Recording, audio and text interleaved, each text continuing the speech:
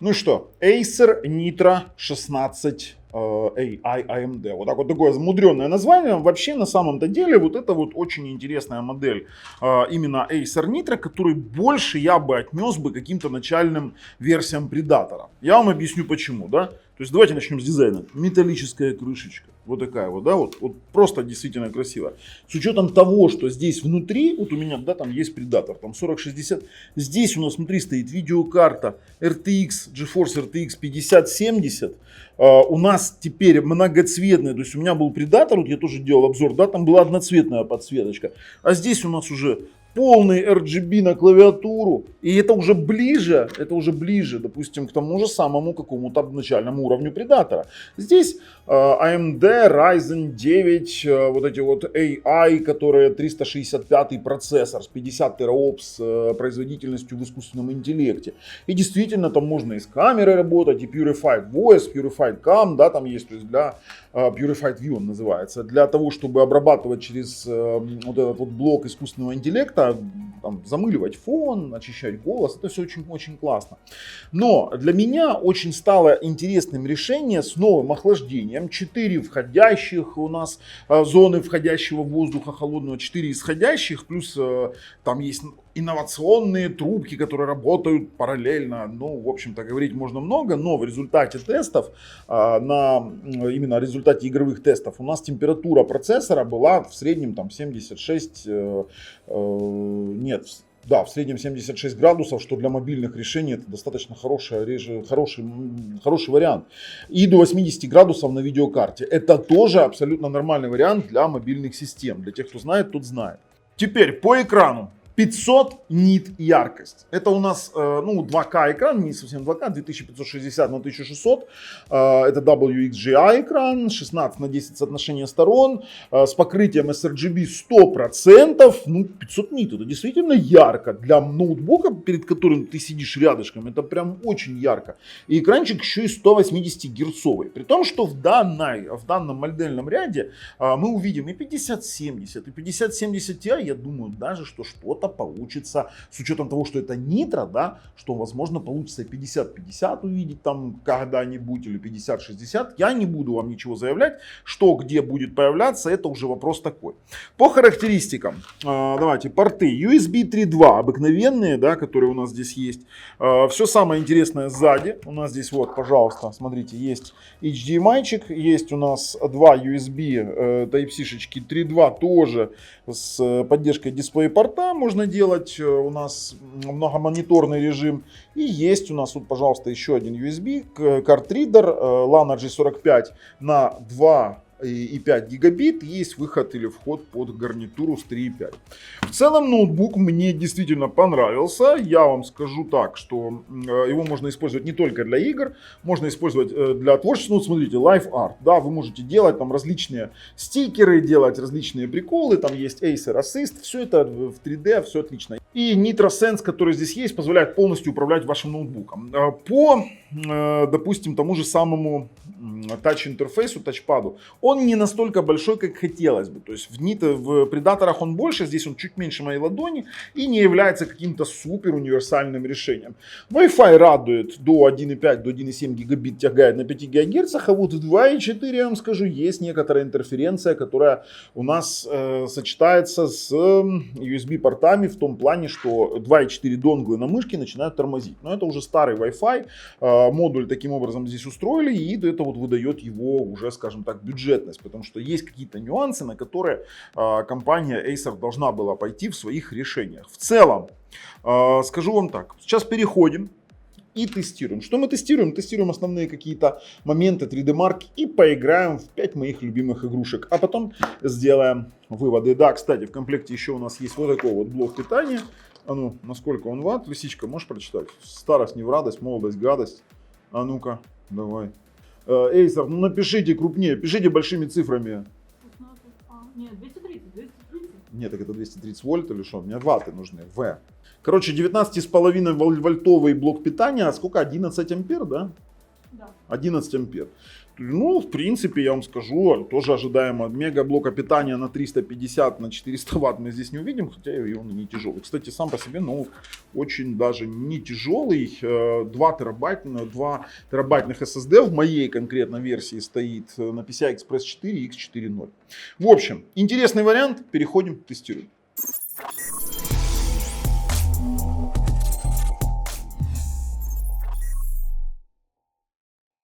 Друзья, именно с выяснения процессора именно мы и начнем. Я вам объясню. Дело в том, что данный процессор сопоставим, но он, конечно же, мощнее, чем Intel Core i9 11900K, но это вот четко он вписывается. Знаете, вот что, сейчас покажу вам один процессор. Во, Intel Core 7 Ultra 155H, мобильный. Да, допустим, с искусственным интеллектом, да, конечно же, там, с какими-то фишками по типу Pure Voice, там, фирменными эйсеровскими, да. А у нас здесь стоит AMD Ryzen AI 9 365 Strix Point с кэшем третьего уровня 16 мегабайт плюс 8 мегабайт. И это 20 потоков, 4 ядра мощных, грубо говоря, и 6 энергоэффективных. Смотрите, материнка на PCI Express 4, память у нас DDR5 32, ну тут 4 32-битных субканала, либо 2 канала, грубо говоря, двухканальная память, и вот у нас Samsung память. По графике AMD Radeon 880 встроечка, но мы это сейчас посмотрим, кстати, на GPU-Z. Вот, пожалуйста, AMD Radeon Graphics 880 встройка. Кстати, это очень неплохая видеокарта. Даже на ней можно поиграть. Понимаете, в чем вопрос? А здесь вот, допустим, в паре с NVIDIA RTX 5070, да, здесь лэптоп GPU, 128-битная шина, у нас память 8 гигов GDDR7 Samsung. Это неплохая мобильная видеокарта. Хотя работает она, допустим, медленнее, чем 4080 мобильная предыдущего поколения. То есть, чтобы вы понимали, при этом конкретно процентов на 25.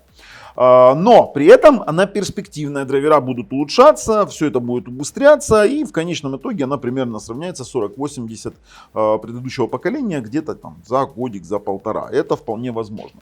Если говорить про фишки искусственного интеллекта, то мы видим у нас, видите, Acer Quick Panel, то есть мы можем с вами управлять, видите, портретный режим, там где у нас можем Super Sharp включать, можем выключать различные эффекты, это студио-эффекты. В принципе, у нас есть Pure Voice, который тоже Purified Voice, который управляет различными звуковыми эффектами с помощью искусственного интеллекта. И можно использовать эффекты микрофонов, персонализованный звонок, конференц-связь, допустим, запись с усилением стереозвука, либо запись подкаста, при этом еще и с шумодавом активным. Это все классно. При том, что мы здесь можем с вами удалять, вернее размывать задний фон. В этой камере, смотрите, мы включаем, задний фон становится, либо портретный задний фон выключить, либо мы можем глазной контакт сделать, то есть куда бы я ни смотрел, оно будет там в пределах каких-то там небольших размеров делать контакт взгляда, ну или, допустим, автоматический портрет. И есть автоматический фрейминг, это когда он, грубо говоря, умещает ваше лицо в камеру. Да, с этим все отлично. По диску, который стоит здесь у нас стоит Micron, терабайтничек. Ну, смотрим. Их стоит 2, кстати, 2 по терабайта в моем случае. NVMe Express, PCI Express 4X4 и у нас NVMe Express 1.4. Слушайте, нормальные диски, кстати. А давайте их скорость проверим, мне интересно. Давайте диски проверим. Загрузили Crystal Disk Mark и давайте стартанем, посмотрим.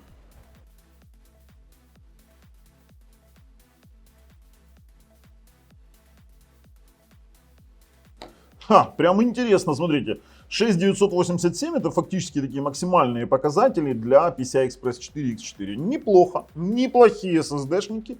Как бы в принципе тут я ничего не скажу.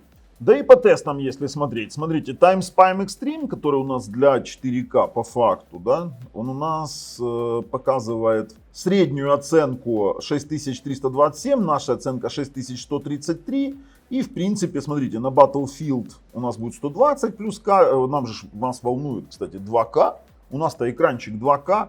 Apex Legends 140 плюс кадров, GTA 5 80 плюс кадров, RDR 50 плюс и Fortnite. Но мы сейчас будем обязательно что-то проверять. Мы делали, кстати, не только этот тест, мы делали еще, смотрите, вот такой вот Steel Nomad. Вот он, Steel Nomad. И у нас получился Смотрите, средняя 3.038, наша оценка 2.688. Но я вам скажу, дело в том, что нет еще нормальных драйверов под этот ноут. И думаю, что при обновлении биоса у нас тоже улучшится результат. Давайте посмотрим на результаты, которые у нас были по тестам. Температура максимальная по GPU была 76-78 градусов. По центральному процессору 73 в пике один раз максимально, средняя 66-67 градусов. Частота процессора достигала 4730. Это то, что я максимум увидел. Хотя вот 5034, да, есть. Больше 5 ГГц. Больше 5 ГГц очень даже неплохо. Ну давайте посмотрим. Еще у нас есть результат на тесте Speedway. 3347. И здесь у нас, знаете, средняя 3514. У нас 3347. Ну, нормально, я вам скажу, средний результат. И по температурам примерно то же самое. 76 в пике видеокарта, 66-67 у нас была конкретно температура проца. Частоты примерно такие же. Слушайте, ну такой себе уверенный среднячок. Вообще уверенный среднячок. Ну и раз уж мы затронули с вами игровую составляющую, то, конечно же, мы поиграли. Выставили на PUBG ультра настроечки, конечно же, в 2К. Тут же мы делали для YouTube близкий к характеристикам экрана. И у нас получается, что в самом PUBG мы получили при таких ультра настройках, при полном разрешении экрана, стабильных 110-120 FPS. Вообще без вопросов. То есть мы бегали, стреляли в различных вариантах, допустим, в динамических вариантах. Просадки FPS практически не было. Вы видите сейчас забег небольшой по тренировочному лагерю, потому что уже по основному не могу, я уже и так себе с этими обзорами рейтинг убил просто куда-то в хлам. Очень даже неплохо. На PUBG доходило в пике до 130 FPS, и вот конфигурация получилась у нас средневзвешенная. AMD неплох. Если вы, допустим, где-то стримите, и у вас есть еще и Radeon здесь 880, для того, чтобы, допустим, он использовался для энкодинга потоков, для, например, на тот же самый Twitch и тому подобное. То есть на PUBG вопросов нету, спокойно играйте. Как, в принципе, и Киберпанк на рейтрейсинг низких настройках, рейтрейсинг low, но при этом 2К. В 2К мы с вами сейчас посмотрим на результат. При таком варианте мы получили стабильник 60-61 FPS с трассировкой лучей. Можно играть абсолютно свободно в 2К разрешении на DirectX 12. Кстати, в баре здесь намного все тяжелее, потому что здесь очень много вот этого неона, очень много тумана, дыма здесь оставили, да, то есть мы не отключали эти эффекты. DLSS на качество у нас стоит на текущий момент. При выходе на улицу у нас FPS, конечно же, немножечко увеличивается до 74, и сейчас уже будем смотреть на конечный результат. Потом еще, я знаете, что хочу? Рейтрейсинг давайте отключим и посмотрим, что у нас на, например, просто на высоких настройках будет. А ну давайте 70-71. Мне нравится вот в этом моменте, тут, да, вот это окончание, вот эти лучи отражения, все красиво, 74 FPS. Сейчас смотрим на конечный результат. У нас в табличке показало 65 FPS средняя, максимально 78. И давайте сейчас мы с вами поставим настройки высокие и стартанем бенчмарк на высоких настройках. Фактически чуть-чуть лучше графика, но без трассировки лучей. Да кому она нужна, в принципе, не знаю. Вот кто играет с трассировкой лучей, напишите в комментах. 77, 76, 78 стабильных в баре. Это, извините меня, насколько больше? Почти на 15-20 FPS. Да, потому что у нас там была просадка от 54 до 68 прыгала, да, там до 65. Здесь до 80 поднимается, до 82. О, это уже другой результат. То есть хотите производительности, но высоких настроек, играйте без Ray Tracing Ultra. Хотите трассировку лучей, и он с этим справится. Вообще не вопрос. На улице подъем пошел до 88, 91, 96 FPS. И здесь уже совсем другое дело. И заканчивается тест у нас. Сейчас мы посмотрим, очень интересно. Очень прям... Все, оно показывает табличку. 82 средних, 98,8 максимальных. Вот так вот. Куда же нам без Stalker 2? И я вам могу сказать, что на очень высоких настройках, смотрите, в опциях посмотрим графику. Это у нас на высоких настройках с DLSS на производительность. Мы спокойно получаем все на высоких. И при этом это еще и в 2К, это не Full HD. То есть в 2К на высоких настройках мы спокойненько получаем стабильных 100 FPS. Отлично, ну, тестирую на маковом поле, все знают почему, много мелких деталей проскакивает, обычно при проскакивании мелких деталей появляются просадка FPS. Мы должны это понимать, что здесь этого нет. Минимально на что просаживалось 75 FPS, максимально что поднималось 110. Ну, сейчас мы добежим куда-нибудь, хочу увидеть хотя бы какой-то экшен. 98, 97. Давайте. О, была просадочка до 65 один раз, где-то кабанчик появился. Да, вот он бегает. Вот, просто постреляем, даже не будем тут чуть-чуть выделываться. Просто в кого-то постреляем. 88-87 FPS. Это отличный показатель, что я могу сказать. Не вижу препятствий для того, чтобы играть в Stalker 2.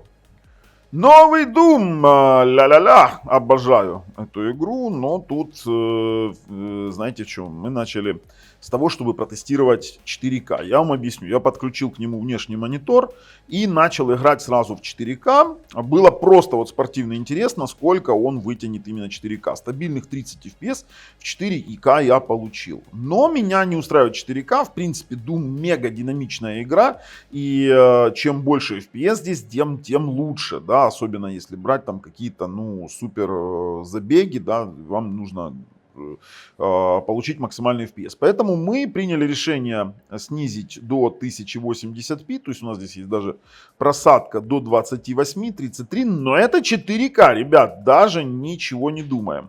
А вот в 1080 мы уже видим классический Doom с максимальным FPS, плавностью. Мы здесь получили стабильные 100 FPS на высоких настройках. То есть поиграть в Думчик в стиле там старого, да, там Дума очень даже можно. То есть вообще отлично. Смотрите. Топ вообще, смотрите.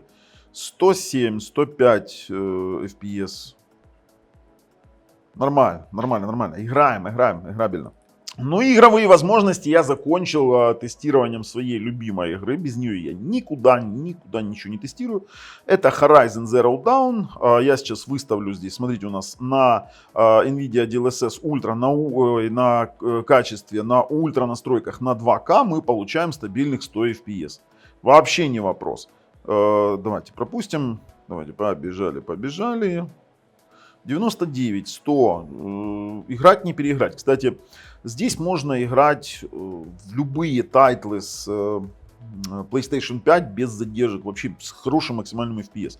Чтобы вы понимали, знаете, когда переоцененный PlayStation 5 для меня, у меня есть и PlayStation, и Xbox, но при этом PlayStation с его графикой он не дотягивает, потому что здесь, например, мы имеем графику ультра, но есть даже пресет оригинальный, в котором графика даже не дотягивает до уровня компьютера, то есть на PlayStation 5 графика хуже. И получается, что неплохой ноутбук, неплохой. Давайте попробуем с вами. Так, тестируем Wi-Fi 5 ГГц. Честно говоря, тяжело сейчас найти какой-то хост нормальный, который бы 2,5 гигабита выдал нормальных. Но мы видим, что вот 5 гигагерцовый Wi-Fi, даже базово, без подбора хоста, 1,4. Я могу вам сказать, что такой адаптер держит спокойно 1,7 из того, что мы видели. То есть, если сейчас пойти в Wi-Fi-чик и посмотреть, у нас Connect сейчас 2,4 гигабита. Смотрим 1446 на, ну давай набирай, на 1200 мегабит. То есть для бытового использования, для игр хватит с головой. Можем попробовать 2,4 ГГц. Стартуем еще раз тест. 2,4 показывает результат очень хороший. Это намного выше среднего, это даже намного выше простого хорошего результата. Но при этом есть интерференция 2,4. Смотрите, 2,4 ГГц, и мышь у меня на 2,4 ГГц начинает чуть-чуть это. То есть здесь Bluetooth модуль непосредственно связан с модулем Wi-Fi на 2,4 ГГц. При активном использовании 2,4 возникают помехи на мышке. Это вот старый стандарт, уже давно, зачем мы его тестируем, никто не знает. Но зачем-то постоянно гоняем его. Итак, я хочу подключить на него еще Lana J45, проверить, и будем уже, в принципе, заканчивать и переходить дальше. Так, смотрим. 2,5 гигабита Connect на Lana J45. И тут вот у нас, смотрите, чистая двоечка, 2 гигабита спокойно вытягивает, ну, 2,5 гигабитный порт честный. Что могу сказать? Ну, вот мне определенно понравился, с учетом того, сколько он в рознице стоит, допустим, сколько он будет стоить, либо сколько он сейчас стоит, либо сколько он будет потом стоить. Это неплохой, сбалансированный вариант для монтажа, для игр и тому подобного. В общем, пошли сделаем выводы. В качестве выводов скажу, ну далеко это уже не Nitro. И вот когда они вот эти вот изменили уже моменты, когда у них пошло там в прошлом году, я помню, когда был на IFA 2024, у них там появился этот Nitro V16. Многие пишут в комментариях, что они там намудрили с неймингом. Ну нет, все всем понятно, потому что они ушли от Nitro 5. И это уже следующее поколение Nitro 5 ноутбуков. Мне понравился, мне действительно понравилось. С учетом роста, скажем так, с учетом развития драйверов со временем, допустим, новых прошивок BIOS, потому что совсем новинка на момент съемки. Я думаю, мы увидим еще приросты производительности. При этом далеко не на 10, не на 15%. Я думаю, процентов до 30, до 40 они его догонят. И будет такой же бестселлер, как и прошлые версии Nitro 5, которые я давным-давно пользуюсь. У меня было 3 версии Nitro 5 разных. Один из них проработал много лет. Я его продавал уже на 1050 к видеокарте 4 гиговой. Уже очень-очень давно было. А второй был у меня, что у меня там тоже, у меня, кстати, был на AMD. А еще знаете, какое преимущество? 880M видеокарта встроенная, на которой можно энкодить, если вы вдруг стримите. В общем, классный ноутбук, советую. С вами был Бабл на канале Технозон. Пока.